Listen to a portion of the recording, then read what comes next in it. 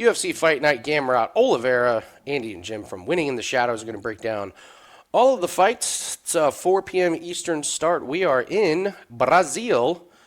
I got to tell you, very disappointed in the Brazil crowds. They do not bring the excitement. It's very disappointing. I would think it'd be a madhouse, but then UFC goes to Iowa. The place is packed when the fights start. Just really bummed. I expected more from Brazil, but we get Canada next weekend. That's one of the best crowds as far as energy. That's a great crowd. Not fighters, but energy. Yeah, they're coming around. They're coming around. So, all right, Jim, let's get into it. Saimon Oliveira and Luan Lacerda. We have made a lot of money fading Mr. Saimon Oliveira. I guess the question is, are we going to do it again with Luan Lacerda? What do you think? Saimon Oliveira is one of the worst fighters on the UFC roster. He's right there with all of our perennial fades. The thing about him is that when he's losing, I know we have a split against Gravely, but Gravely's not a finisher. Or a decision against Gravely. He's not a finisher. No, as he's soon never. As Daniel Marcos, he's not a finisher, destroyer. Right? True. You're right. It's destroyed. a good point. David Martinez, we already know about David Martinez. He's losing badly is the thing. I'll liken it to my 0-5 Jets, is that not only are they losing, they're losing in horrible fashion. So I think the only way we can look is Lacerda. Note it down, folks. The 1 minute and 34-second mark, Jim has already talked about how bad the Jets are in a UFC video. A couple of them through this. Oliveira is one of those things where what does he do good? He's a good submission artist, but he doesn't have any of the physical tools to back it up. His cardio's not good. His chin's not good. His grappling is good, but is his wrestling? No. Like, if he can't get it there in a dominant position, you're in deep shit. And these losses to Blackshear and Cody Stamen, they're not bad losses by any means. Yeah, what does Damon Lacerda. Blackshear do to Oliveira? That's a Probably great way to put it. wrestling around Blackshear nukes him as probably a minus 800 favorite. Does Cody Stamen finish Oliveira? I think there's a shot. Pillow fist Cody Stamen because he's going to run him into the ground. The guy's got no cardio round 2, round 3. So Okay. I think you just have to go with Lacerda and hold your nose and hope that this guy does what he's supposed to do and Oliveira gets his walking papers. The 2-year layoff is a little concerning. We talk about it. Is there an injury from Lacerda? Is it that maybe just he's gotten a lot better? Nothing is off the table, but I'll have to do a little bit of research in here. But, yeah, this is Oliveira's worst opponent in UFC.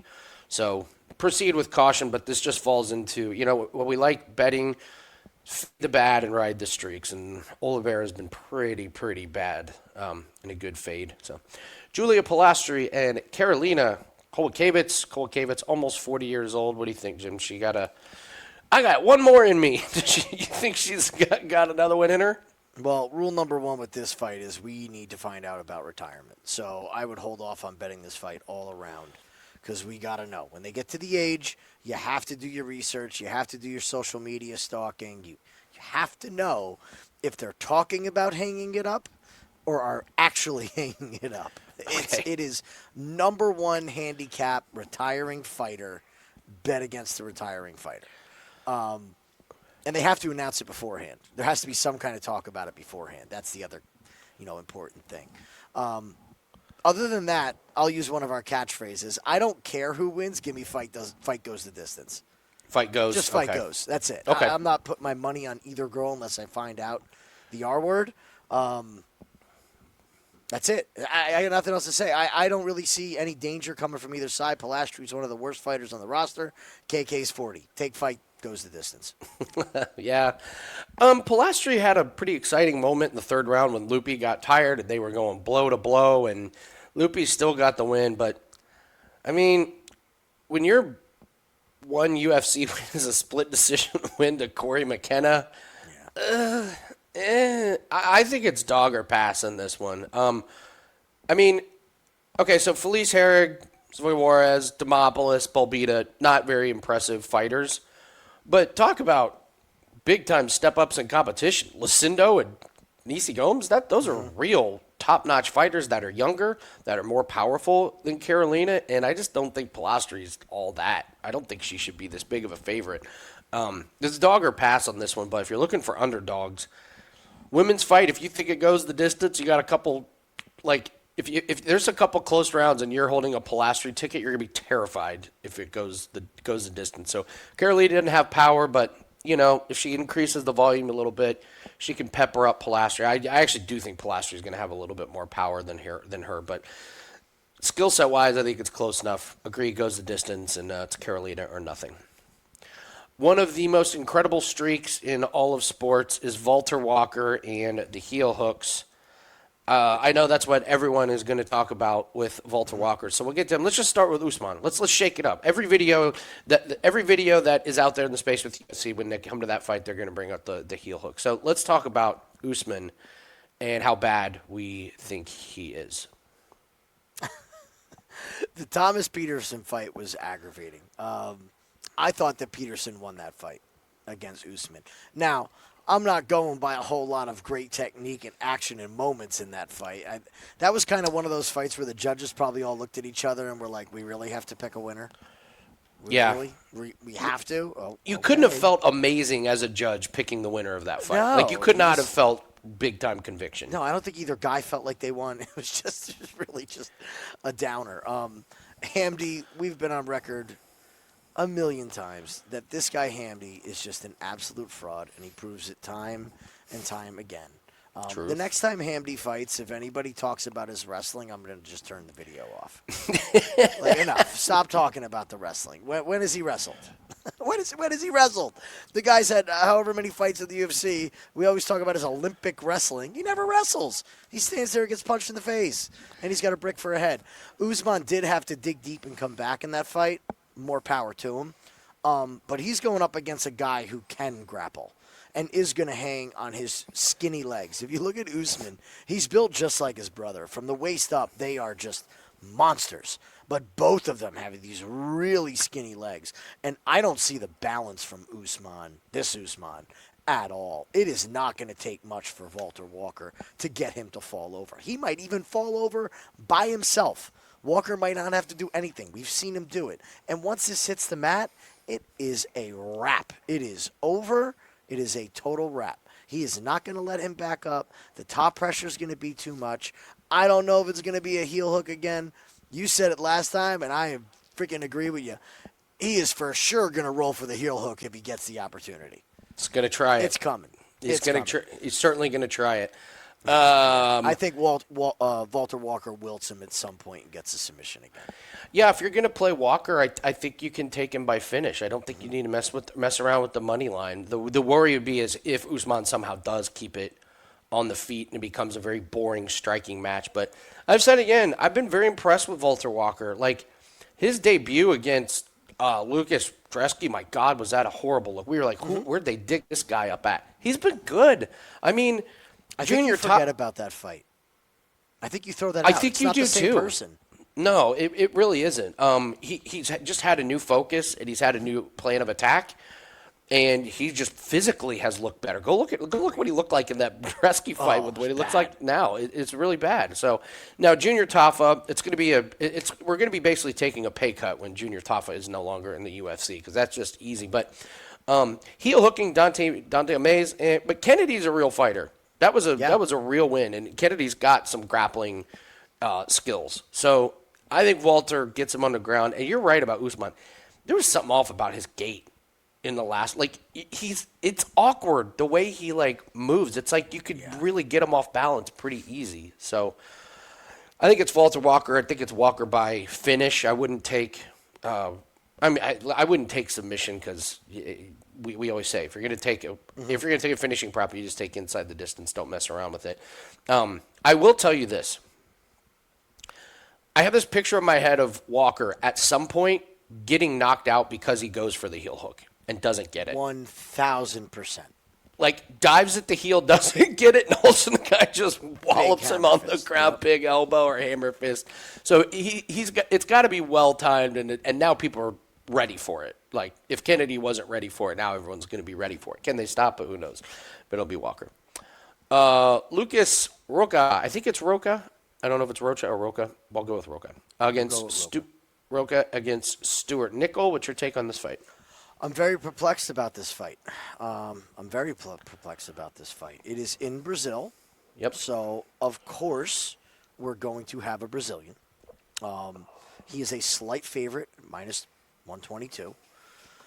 Beating Clayton Carpenter, are we going to clarify that as Rocha lost. Losing to Clayton Carpenter, I don't know if I call that a ball drop, but in that matchup, I don't think Clayton Carpenter's stock is very high. I feel like the UFC wanted him to win that. I like Clayton Carpenter. They gave I don't mind him either. They gave him a buzzsaw after that fight. Yeah. So that's kind of my point, is they have that, and they give him this buzzsaw. So I don't think the UFC is high on Clayton Carpenter.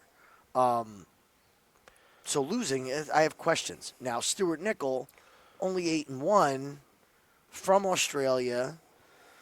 What does he do great? You know, we love Jesus Aguilar, but he's limited. And he gets a submission on him. So we have two guys that I have kind of questions about. I don't know. Do you have a strong opinion in this fight? I can see the time going. It could be a decision. It could be an under. It could be. I'm really struggling to find something heavy to lean on. I'm kind of out on both guys. I don't know if I'll bet it, but I really like Stewart Nicholl in this one. Okay. Here's why. It goes down as a loss to Jesus Aguilar, and it goes down as a guillotine. Go back and watch that first round. Nicholl was dominating. Nicholl was on top of him and was controlling him. And one itty-bitty mistake, he got shaken off, and Jesus Aguilar grabbed an insane guillotine. And if there's one thing that Jesus Aguilar can do, it's grab an insane guillotine. Pound for pound, probably the best. Maybe one of the best. Pretty good.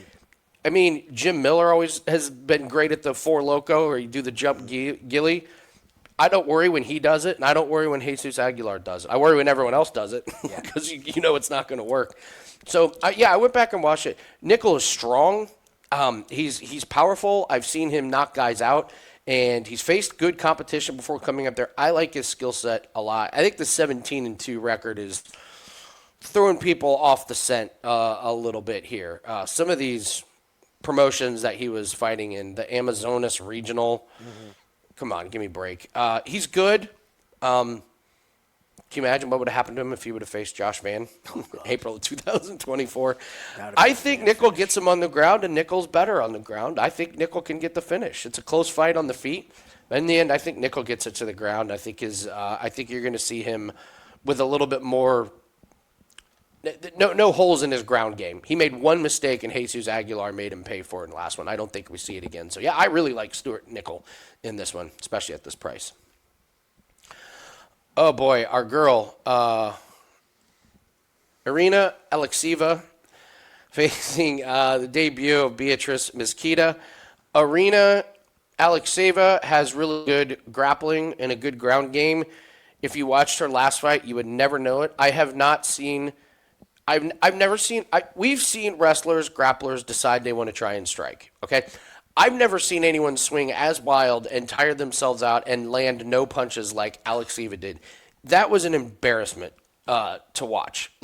It was, I don't know what she was doing.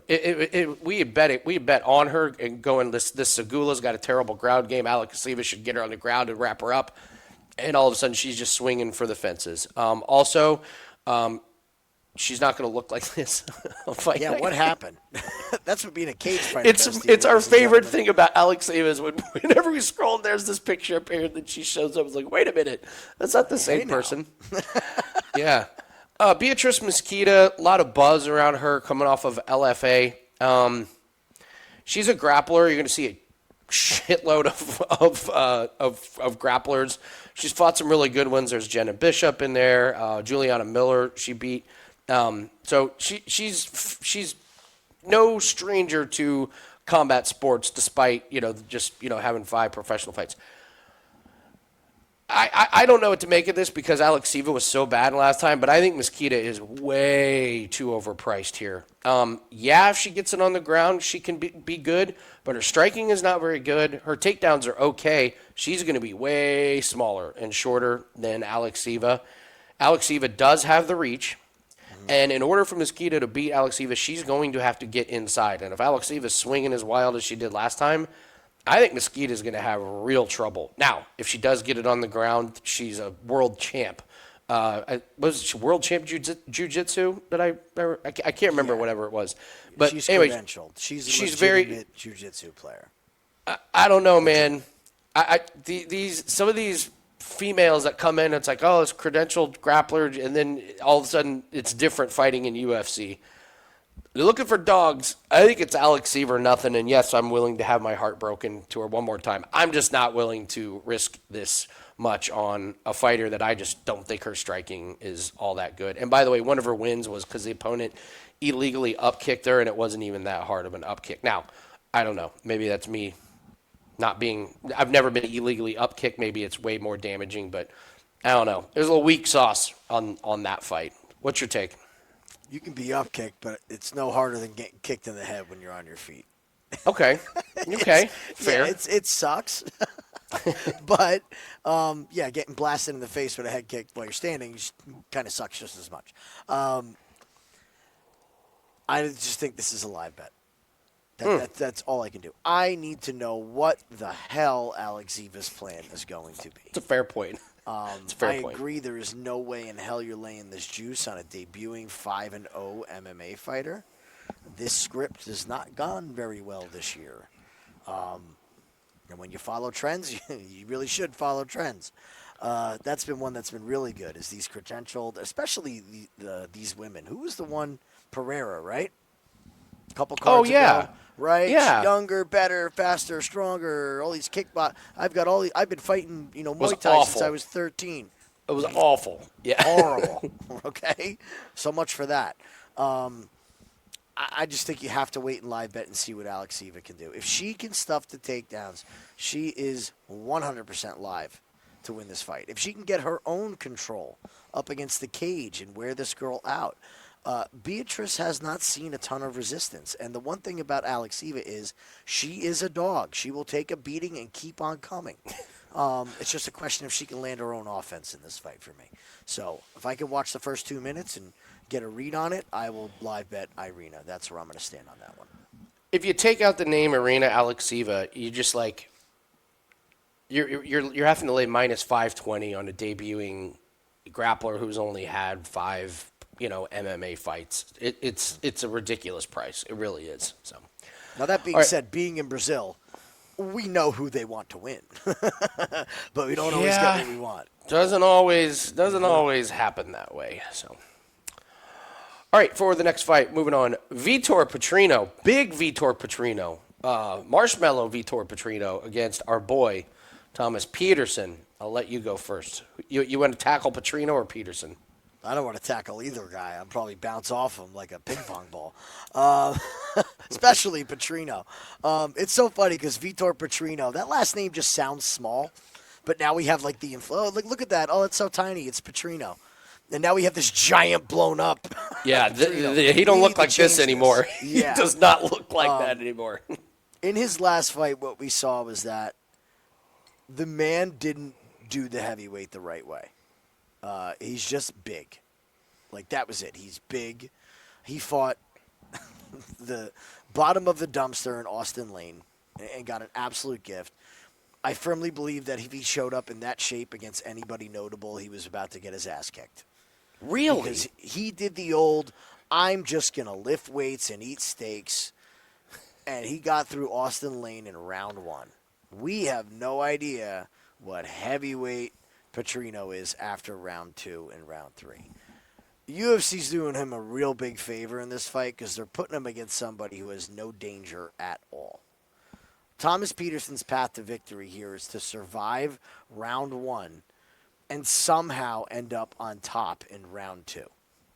And somehow get another takedown in round 3. On the feet, he is a dead man walking against Petrino. There's no power behind Thomas Petersen's strikes. It's pitter-patter. He doesn't have good defense. He doesn't have good head movement. His wrestling is very limited against someone who can physically outmuscle him, and Petrino is going to be able to outmuscle him. So as much as I want to see this Petrino tested against somebody legit, I think he rolls over Thomas Petersen in this spot. This is a handmade matchup for him at heavyweight. We've had such a great read on Thomas Petersen This guy that they gave him on Contender Series was laughable. It was half his size. It was an easy one. It was an easy win, but he couldn't even get it done in round 1. Remember, it took him to round 2. He couldn't get this guy we were out. Worried. Yeah, we were worried. Like, yeah, we had a huge bet on him in that fight. It came through, but it was like, wait a minute, you're not going to finish him in round 1? Come on, man. Yeah. Losing to Jamal Pogues is a really bad look. Mohammed Usman, that win, we touched on it with Mohammed Usman. It was not exactly the most confident win ever. And I got pushed back on this one. I was like, I got Gaziev by finish. Man, he's we both did. Nuke. We loved Gaziev. Yeah, we were like, he's going to nuke Thomas Petersen, and he did. I was like, I can't wait to bet against Thomas Petersen again. Then they give him Don'Tale Mayes. Like, we're betting on Thomas Petersen.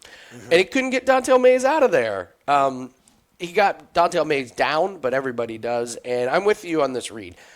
Petersen, when he wrestles somebody that's his size or his skill level, it doesn't go well. Striking, it's not great. Like, it doesn't really scare anybody. And you're right. Petrino, so here's the thing: Petrino can wrestle. Oh, absolutely. He can. He's a better wrestler than Petersen is. I actually kind of liked Petrino in his last one. What's so funny is how big he was, and he was like, "Yeah, this is like my natural weight class, and I'm not dead, with the weight cuts and everything." But he just can't make the stupid mistake. Made a stupid mistake against Anthony Smith, which we predicted. Yep. And he was doing great against Dustin Jacoby and gets caught in the third. He's like Ricardo Ramos, who I believe we're going to get to, where it's like these two are the kings of costing themselves fights with one stupid mistake. He didn't make it against Austin Lane, and it was a dominant victory. As long as he just doesn't make the big mistake. But even if he does, is Thomas Petersen the guy? No. To get him out of there? I'm struggling to make a case for Petersen. We've had a great read on him, when to bet on him and when to bet on him and against him, and this week is definitely a bet against. So Petrino's going to have to death gas. He's going to have the death gas of all death gas in round 3. For Petersen to have a shot. Yeah, and even then, Petersen not known for his cardio. Like he can go the distance, but it's not like he's a killer in the third round. So, all right, we have our 5% best bet that is up. We hit our 5% last Saturday, and we're gonna have another 5% next week. I'm just telling you guys right now. We're hoping 3 in a row. So jump on board with us. This is a bet that we have already locked in. Mine has moved a little bit, but it's still absolutely playable. We knew what this bet was going to be last week. We just had to wait until Sunday to put it up, and as soon as these lines got up everywhere, we were able to jump on it. So it's a 5% best bet. Any other plays that we have on this card will be on there, but we may just need this one, Jim. I don't know if we're going to have a whole lot more on this card for official bets. Maybe just a one and done. And we either one or done. There's a couple things that we're going to eye up that we're waiting for with weigh-ins. But wait on some props listen, and weigh-ins. Yeah, 1-0 is better than 1-1. I'll take 1-0 every week. Absolutely. So that is over at wagertalkwt.buzz/AL. So looking forward to cashing another 5% best bet. All right, let's move on to Filho and our boy Clayton Carpenter. What say you? So this is an interesting fight for me. So I'm a big Filho fan. Yep. I think his skill set is great. Yes, he's reckless. Yes, his fights are volatile, but I love his fights. I love when this guy fights. Even in this loss to Nascimento, it's like, oh, there's grappling, but you can't ask for 2 more high-level grapplers in there. If you really enjoy technical grappling and position advancement and resecuring position and staying safe and moving, the art of grappling, that was a great showing by both guys. The thing with him is he fragile? Am I missing something here? I've heard so many people talk about how Filho's fragile. He can be gotten out of there. Fragile? He's always hurt. He's always hurt even in his wins. And blah, blah. I'm like, I don't see it, man. To me, anybody can be hurt to the body, first of all. So I believe it was Perez, one of those 2 wins, he got hurt to the body bad in the first round and found a way to gut it out. It was Perez. He got hit early and then muscled through it, which is by the way part of the game. Yeah, I'd like to know if somebody can fight through a body shot, which he did. So I'm a really big fan of Filho. I'm not a big fan of Clayton Carpenter, So you would think I'd be running to the window to bet this, but this is a hair on the back of my neck sticking up here. They threw Carpenter, like you said, to the wolves against Ulanbekov. This should be Filho all day. This should be Filho. And for some reason, I have not bet it. I don't see Carpenter having the skills on the ground if Filho gets into a dominant position to stay safe, defend, have his own offense. It's going to be Filho's world. But on the feet, we have seen Filho caught. And Clayton Carpenter is a tough guy. I don't see the knockout coming on the feet. So if anybody's going to get hurt on the feet, I think it's going to be Filho. So make some sense out of me here because I'm tied in knots. I should be betting Filho, but I'm not. Something's just telling me not to. It's a fair point because I like both guys. I'm higher than Clayton Carpenter than you are. I like his skill set, but I'm also with you that I like Filho. I don't know. Can I interest you in a plus 140 at under 2.5? I mean, these guys are action. They do have Filho a track record for it. I mean, look if you're going by stats. And I mean, of all the fighters that was going to go the distance, of course it was Nascimento. Odie early, Barras early. He almost beat Makayev. Remember he basically broke Makayev's knee. Yep. With that. He's just finishes galore, and he's going to have a dance partner. Clayton Carpenter will oblige in the firefight. So there wasn't much he could do against Ulanbekov because Ulanbekov does what he does and gets a lot of boring fights. But it's Rocha, Tub, rear naked. This was a great fight on Contender Series. It went the distance, but Edgar Chairez, that was a fantastic fight. Mm-hmm. I like it not to go the distance. I don't care who wins. Just give me the fight not to go because it's under 2.5 right now is plus 140. I would just wait and just get the entire fight to not go in case there's a late finish. But you're going to get about plus 120, plus 110 if you're on that. Plus money in it, then yeah. If that was minus 120, it's like nah. But the fact that you're getting plus money on that much finish equity from both guys, I like it. I like the look. Lucas Almeida and Michael Aswell. Which guy are we which guy do we have lesser opinion on? Because I don't like either one of these guys. I'll let you go first on this one because this is one I have no idea. Okay, I'll simplify it. Ain't no way in hell I'm laying minus 150 on Michael Aswell. Of course. There's no world in which this guy gets my minus 150 money. We'll start with Aswell. There is no bet that is placed in this fight if it's not plus money. I don't care what it is. A total, a side.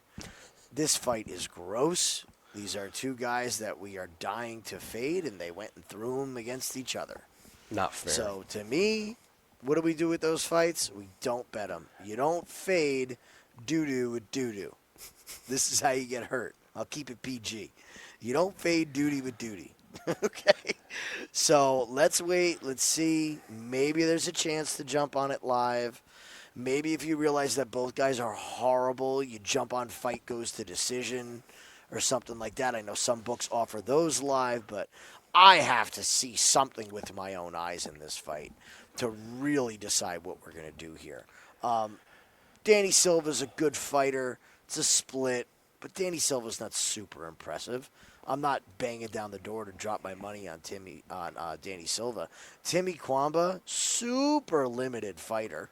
What a disappointment. Okay. We liked it on Contender Series, and he has not come to fruition. Yeah, he is what he is. Kickboxing striker with no power. What a great combo. Yeah.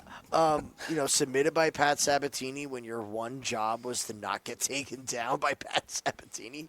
Like we've seen, you just stay on the feet with Pat Sabatini, and you're going to win the fight. You have one job.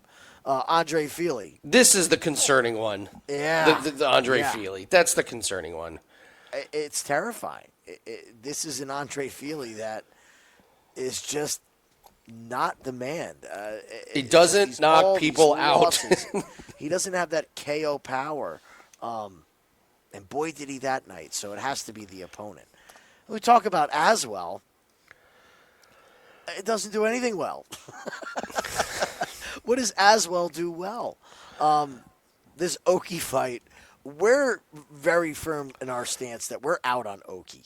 This Oki experience here. Every time the man steps up, he's going to have a problem. Dorian Ramos split at Fury. Bogdan Grad, losing to Grad. We saw some good moments from Grad, okay? And it was actually on Contender where we got this aggressive march forward, Bogdan Grad.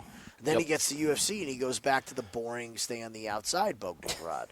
So, I just don't know. It's just got to be a live bet. I don't think either of these fighters are good.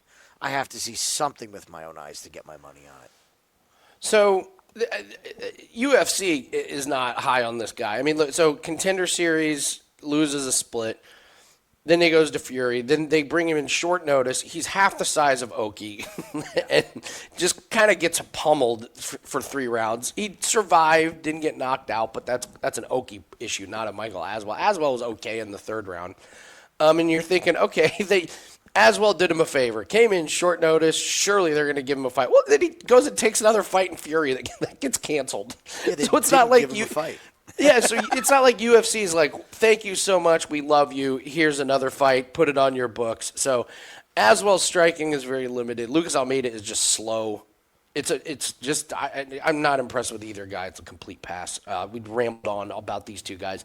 The biggest takeaway is just don't bet on this fight. There's no way you can possibly say I have a strong feeling on anyone in this fight. And if you do think you have a strong feeling, I would say, no, you don't. All right, we're moving on to Ricardo Ramos and Kaan Offley. My boy, Kaan Offley.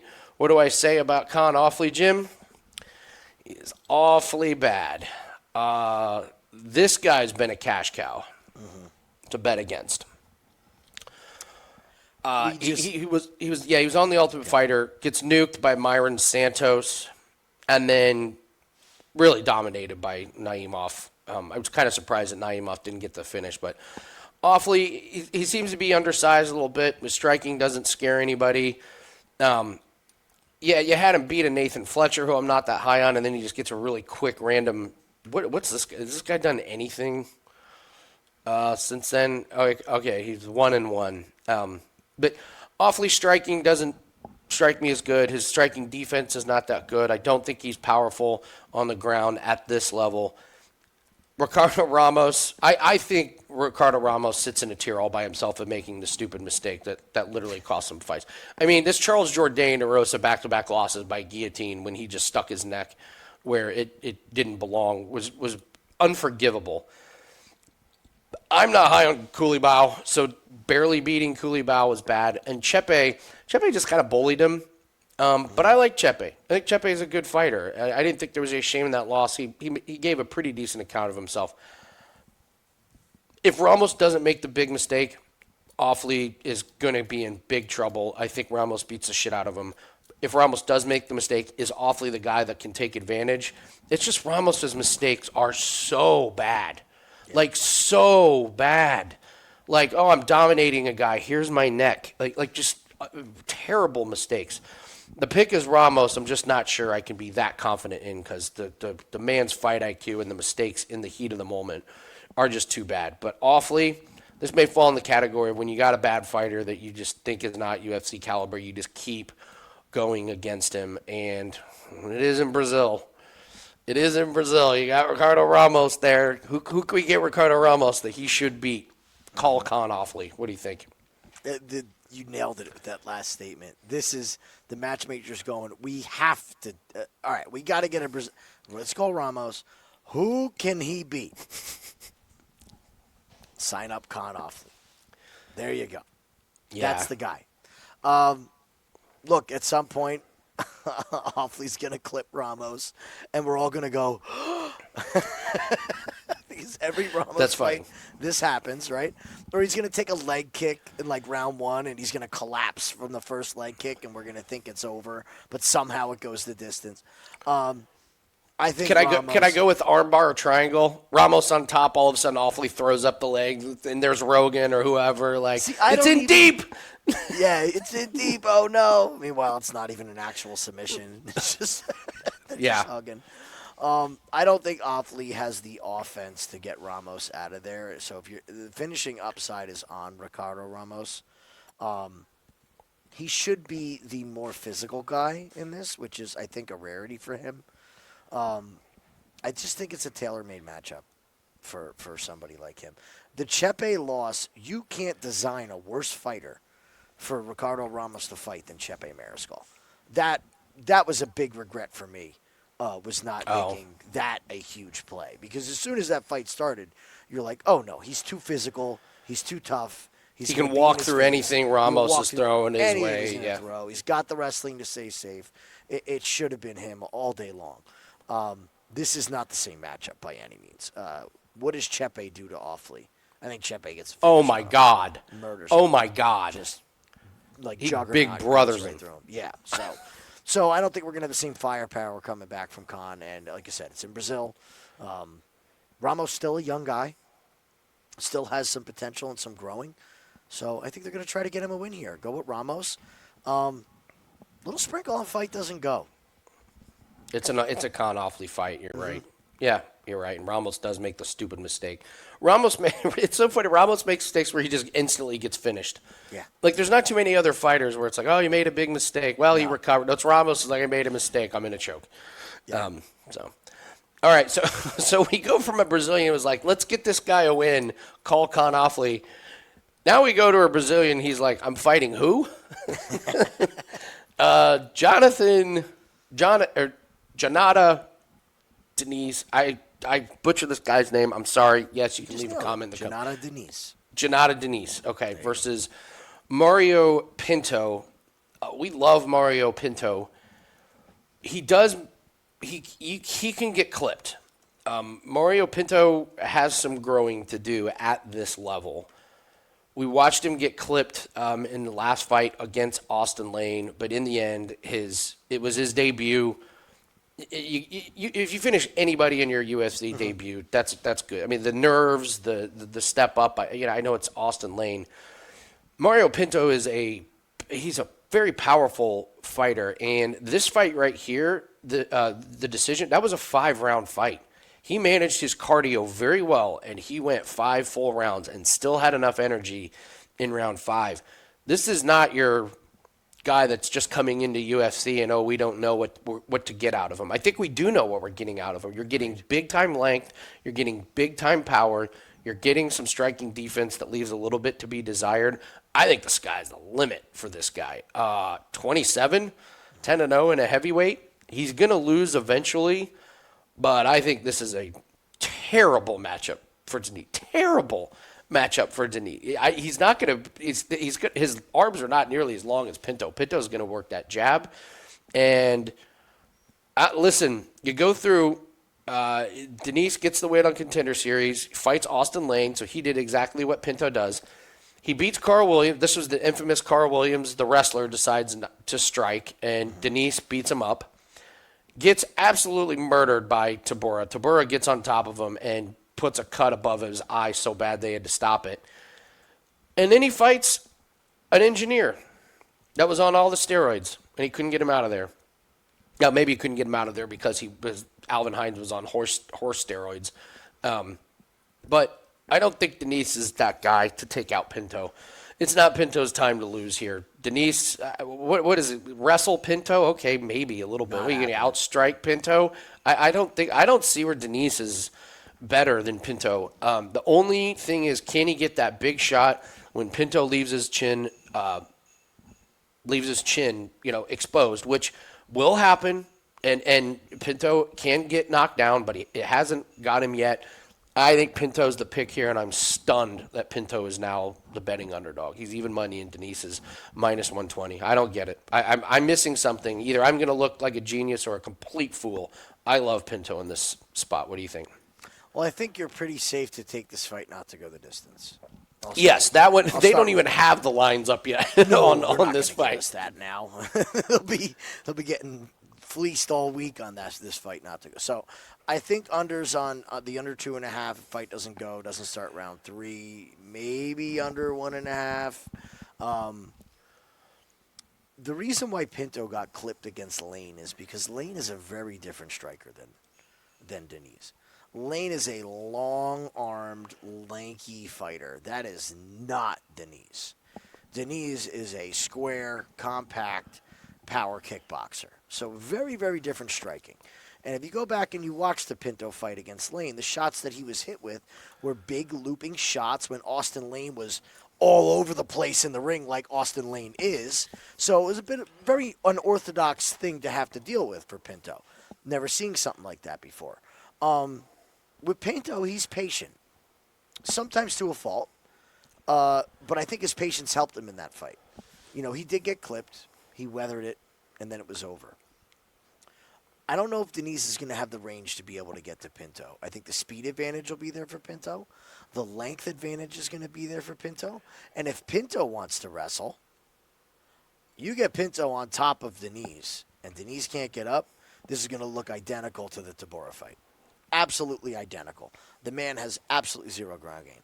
If you go to Denise's record, please, and his profile, you will see. The only difference is Pinto doesn't have that Tabora belly just rubbing on Denise, just that hairy old belly. I don't think it was a beautiful thing to watch. We couldn't bet Tabora live fast enough in that fight. I remember it was funny. It was yes. great. So he beats Carl Williams. So what do? All right, we got this guy who beat Carl Williams. He beat Austin Lane. All right, beautiful. We got some momentum. What do? We throw him to the knockout king. Oh, okay. Okay. That fight falls out. Let's give him a shot against Tabora, old man Tabora. What happens? He gets smoked by old Tabora. Man Tabora. Old Beat man to Tabora. hell, right? Yeah. So then what do with him? You know what? Petrino's making his debut at heavyweight. Let's give him Petrino. Fight gets canceled. Okay, now what do we do with this guy? At this point, we're sold. Let's give him a Tafa. We're sold on him. We're just out. Let's give him a Tafa. Tafa pulls out. They don't find... How is there nobody else on a UFC roster that wasn't willing to take a short-notice fight against Denise? It's a great point. I would have jumped at that chance if I was a heavyweight who had any wrestling whatsoever. They throw him this guy Hines. He's on all the Jews, and he goes to the decision with him. So you tell me, if you're running UFC, who are you out on in this fight?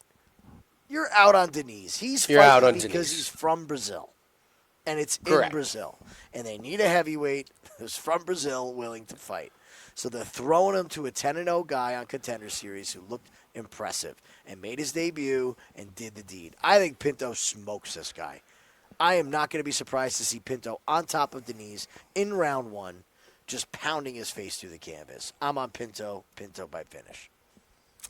Move on to Vicente Luque against Joel Alvarez. Did Vicente Luque insult the mother of the matchmaker? Did Luque's management not understand who he was fighting when they agreed to this? There is no world in which Vicente Luque should have accepted this fight. I actually worry for him in this fight. This is a guy that beat RDA, ground and pound against Buckley. He has suffered a brain injury. He choked out Themba Garimbo, and then Kevin Holland just kind of made mincemeat out of him. Like, Holland was so cocky and confident he was yelling and screaming at him in the first round and then chokes him out. So they were going to give him Pons and Nibio. Pons, okay? Old Pons, who has the cardio of a toddler. This is a Pons that got knocked out by Daniel Rodriguez, who doesn't knock anybody out. No. That's who they were going to give a fight. No Pons? Who are we going to give him? A step down? No. We're going to give him an animal whose last 7 wins have been by violent finishes. There's nothing violent about finishes doesn't do it justice. He's been killing guys, like absolutely killing guys, and we've been making a lot of money on it. By the way, this is a Joel Alvarez ass kicking if I've ever seen it. Unless Alvarez is like, hey, take it easy on him. But this Vicente Luque, man, he's 33. Yeah, right. No way. I'm sorry. I'm in on this. I got to shout out Cody Saptic. He started this trend against with Michelle Pereira. I'm starting to think he's right, that some of these guys, it just doesn't make any sense. Like, 33 years old, all the wear and tear, his best days are way behind him. To me, he looked like he was 40 in his last fight against Holland. I think Alvarez gets him out of there by any way he thinks. Ground and pound, knocks him down, chokes him out. What is Vicente Luque going to do on offense to scare Joel Alvarez in the slightest, Jim, I ask you? Well, Luque still has good offense. So let's not get it twisted. Offensively, he's very good. His grappling is some of the more underrated submission grappling in the welterweight division. That's where I'm going to lead into that word welterweight. This is Joel Alvarez at welterweight. This is a guy whose frame is built for welterweight. And he's been cutting down to lightweight, having trouble making the weight. Look at the power that he had then. That's a good point. Now you're going to slap 15 more pounds on this guy? I mean, he was killing himself to make this weight and still had the ability to murder guys in round one. This is out with the old, in with the new. We haven't heard it yet, but I have a sneaking suspicion that the R word might be said after this fight. Do Luque it says, again. still got a lot to do. Do it again. Let's see it. Let's see it again on the Saying the we full. might have the R word. That's too bright now. There we go. There you go. The R word coming up. He's not going to say it before the fight. He said he doesn't want to retire. He's still got more to do. But your health is your health. And why would you accept this fight?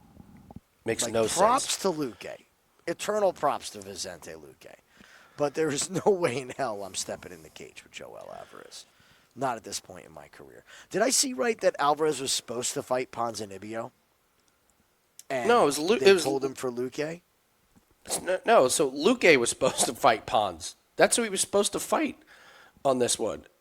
Pons is out, so they bring in Alvarez. Alvarez didn't have another opponent, right? Alvarez was supposed to fight Saint Denis in May. Mm-hmm. In May. Okay. That So, was the one I'm thinking of. but Alvarez did not have a fight scheduled for this card. I do not remember, seriously, Jim. I do not remember somebody going from someone the level of Pons to someone the level of Joel Alvarez. Like, It's elite. that's wild, man. Mm-hmm. Going from a guy who's getting knocked out by Daniel Rodriguez to a guy who's got 7 wins by finish in a row. Just the thing that makes Alvarez great is that he's so patient.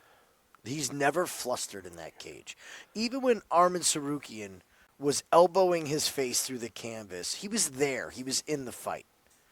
He was there. That was a referee stoppage. It was not Joel Alvarez unconscious on the ground. He was trying to defend. He just had brain matter pouring into his eyeballs, which kind of hard to fight when that's happening, when you have a gash in your forehead. So the guy is game. He is there. I'm not worried about the cardio. I think this is an early, violent finish by Alvarez. I am going to say an Alvarez submission. I think he hurts Luque, and we've seen him be so opportunistic with his submissions and so slick that he's going to lock something up. I don't believe that he is going to want to add to the damage of Vicente Luque at this point. But yeah, Joel Alvarez at welterweight, to say I'm excited is an understatement. I can't wait to see what this guy looks like at welterweight. Cannot wait. once again, if you guys, hit the like button, please. It really helps us out. And leave us a comment. Tell us if you agree or disagree with us. Tell us what your best bet is. Love reading the comments. I'm getting better I'm getting better when people leave negative comments. I used to just get all up in arms about it. Now I'm much better about it. So I give you permission to leave bad comment. Bring it. Bring it. No, but please try and be positive in the comment section. We love you all, and we all want to make money here. And we can make money by getting our 5% best bet. How was that for a segue, Jim? Nice. Went to journalism done school. this before. 5% best bet is up. It is hammer time. Again, we cashed our 5% last week. We got one this Saturday, and we will have one next Saturday. Just the cards are just too good to pass up. So, Davison Figueiredo, Montel Jackson, great fight. Absolutely great fight. I'm very excited to bet this one. Or I'm sorry, I'm excited to watch this one. I am not excited to bet this one. I do not have a read on this one. You have Fig, who coming up a knee injury against Sandhagen. Make no mistake, he was getting his ass kicked by Corey Sandhagen. So that means he was getting dominated by Jan. He was getting dominated by Sandhagen. No real shame in that. But he did win, previously once he's moved up. Is Montel Jackson for real? I went back and watched this Marcos fight. I'm a big Daniel Marcos fan. Made a lot of money on Marcos. Did not bet him on that fight. Marcos looked asleep. And my question is, did Montel Jackson do that to him, or was something wrong with Daniel Marcos? Because to me, it just didn't look like the same Marcos. What do we take away from the Blackshear fight? Just the fact that the fight started, Montel Jackson wasn't scared of Blackshear striking in the slightest. But then we're back to Ronnie Yaya and J.P. Bays. I don't know what to make of Montel Jackson. I just know that Fig is on his way out. They gave him 2 killers. And if you're going to bet on this fight, you have to. Is Montel Jackson that guy? Is he him? Is he a killer? Is he now? Because Montel Jackson would go. We always said this about Montel. We wish we'd see more of him. Yeah, he would only fight like every so often. So I'm glad we saw him a year ago. We saw him in May, and now he's taking another one. So I'm glad we have him in our lives because I enjoy his fights. You just got to decide if Montel Jackson's the guy, because if he's a fraud, Fig's going to put a veteran performance on him. Fig's going to work leg kicks and all that stuff. I have no opinion, so I'll let you tell us if you have an opinion on this. Oh, it's a tough one, man. This is one of the harder ones on the card to figure out. First of all, I hate the fact that Fig is coming back after a knee injury. We don't know what that knee injury was, but in the moment, it looked pretty gruesome. So I was shocked to see that he's got to fight right now. You have to assume it's not a major ligament or tendon. Got lucky if that's the case, because when his leg got tangled with Corey, we saw him grimace and grab at it and be down on the ground for a while. So I think we were all kind of thinking ACL, MCL, not meniscus. So he's back. Against Montel Jackson, we have the younger fighter. We have the naturally bigger fighter. He is great striking. I don't know about the wrestling. So we're going to have to see D1 Fig in this fight. I don't think he's going to hang on the feet, because that murderous power which made Fig, it's gone at this weight class. Yeah, he didn't it's have not it here. So if we're not, again, I harp on this all the time, but you got to take fights that were 6 years ago and just forget about them. Just put them out of your mind, because this is a fight in the here and now. Take all those fights in Moreno, throw them away. Just throw them away. You're right. That's very well said. It's not the same weight class. It's not the same skill set. It's not the same point in your life either. So, he's obviously on the decline. You can only stay at the top for so long before you drop. I think this is most certainly Montel's shot to become a name, really. This is a name on your belt. This is in Brazil. Was this fight proposed to Fig where, hey, we don't go to Brazil a lot. You got a chance to fight in Brazil. Oh, doctor said I need a couple. You know what? Take the fight. Think about it. How many more chances are you going to have to fight in Brazil? So it's a good point, but I don't know if these guys would knowingly with a bad. Never mind. Never mind. What am I talking about? Yes, if they we had a gambling fiasco where they knowingly put a hurt fighter out there. Come on, of course they're going to take it. You have a chance to fight at home for good money. At his point in his career, is he fighting co-main money? No, co-main money, top billing. This is Jackson's chance, and I'm rooting for him. I'm going to pick him to win. I think he's going to have more in round 3. I'm going to say even split decision, Montel Jackson. I think this is going to end up being a close fight. Fig survives round 2, round 3, maybe takes round 1. Let's go Montel Jackson for the win. It's minus 290. Montel I Jackson. Don't like about it. Hence why we're not betting it. Yeah. Again, predictions versus bets, guys. Two different things. All right, last fight, Charles Oliveira and Mateusz Gamrot. We're running a little bit low on time, so I will make my opinion pretty quick here. I like Oliveira. I think this is actually a pretty good matchup for him. Gamrot goes the distance quite a bit. and he's just not that active. He's got incredible control.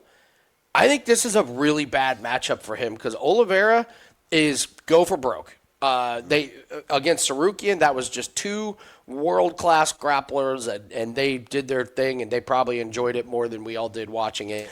Chandler went the distance, but there was violence and knockdowns and all over the place, and then get knocked out against Topuria. This is a good matchup for him. You don't want to drop down and fight a bunch of chumps, but Gamrot, are you scared of Gamrot striking? I wouldn't be. And what do we see in Oliveira fights? He always gets dropped. Is Gamrot going to drop him? No, I don't know. Gamrot is going to try and wrestle him.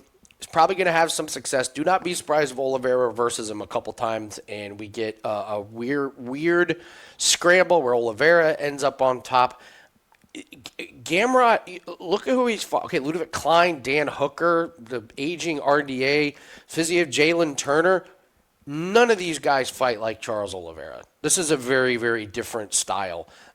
He lost against Dariush.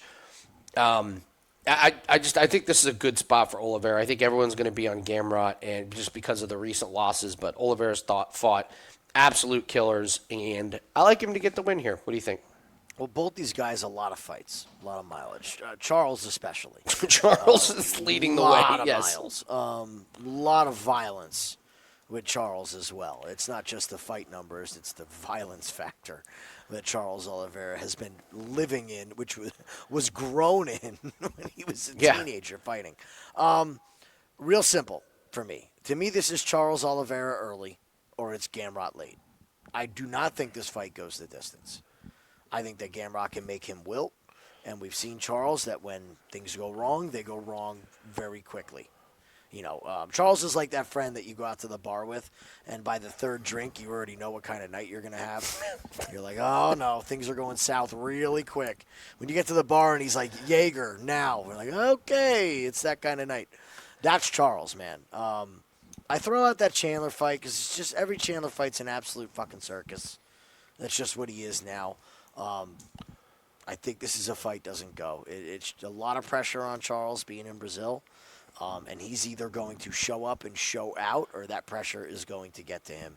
And not even pressure outside of the fight, but pressure in the ring. Gamrot's going to get to him. So, give me fight doesn't go. Lean Charles with you. I think Gamrot's not ready for the violence. Woulda, coulda, shoulda. This is where we pick a bet or fight, whatever you want, on the card, where at the end of the night we're like, man, why didn't we bet that? Woulda, coulda, shoulda made a lot more money on that. Do you have one? Yes, Valter Walker by submission over Kamaru Usman. It's a really good one when Walker submits him on the ground, and you're like, really? An unbalanced, oversized Usman? we didn't take that? Okay. Took down a weeble wobble and submitted him. Good job. I'm going Mario Pinto as even money or plus money against Jonata Denise when he's got the wrestling and he's got the reach and the power. Denise is coming off of a decision win against a roided up engineer. That's my woulda, coulda, shoulda. All right, parlay buster. What's everyone going to take that we think is going to wreck everybody? I'll go first, and I think it's this Mesquita. I think you're asking for trouble in this one. I get it. Alekseeva's looked horrific in her last fight, but if her striking's even remotely improved, she may be the better striker in this one. She still has the ground game skills, and a 5-0, LFA debutante should never be this big of absolutely never be this big of a favorite. So that's my parlay buster. What about you? I'm going to go with Michael Aswell. The lowest level fight on the card, take the favorite. That's the guy who's going to wreck everyone. Nobody should have a bet on a minus anything in this fight. It's pretty bad. But they will. It is an undercard fight. Oh, actually, it's kicking off the main card. So that's looking at violence. Yeah, you got to have Michael Aswell to kick off your main card, right? Jim. So that kicks off Give the the main people card. what they want. Where do your parlays start? Everybody who tunes in for the main, let's take the first fight. I'll take the favorite. Let's parlay him with Luke. Okay, there you go. Have fun with that. All right. Thanks very much for watching. Don't forget to leave a comment, hit the like button. Thanks. Let's have a great Saturday. We will be live on the Winning in the Shadows YouTube channel to watch all the fights live. Live bets, guys. We've made more on live bets than we have pre-fights. That's just a fact. If you've been following us on our live shows, you know they've just been the real gem for bankroll. So come hang out with us at 4 o'clock Eastern start. Thanks for watching. Good luck on your bets. Before we go, we got to tell the people, gas station snacks. That's snacks right. Review Saturday night. Go to your gas station, get your snacks. We're going to have some good ones. Weird gas station snacks coming up. Yeah, so you guys know we do taste tests every Saturday. And yes, we've been holding off on gas station snacks to save it for a big one. This is it. But we want you to join us. So go get 2 gas station snacks. They could be great. You could have them before, not have them before, whatever. Jim and I will have about 4 or 5. But we rank all of them, and we want to hear your guys' comments. This is going to be an epic night of taste testing your gas station snacks. It's great. So, all right, guys, good luck on your bets. We'll see you over later. Take care. See you Saturday.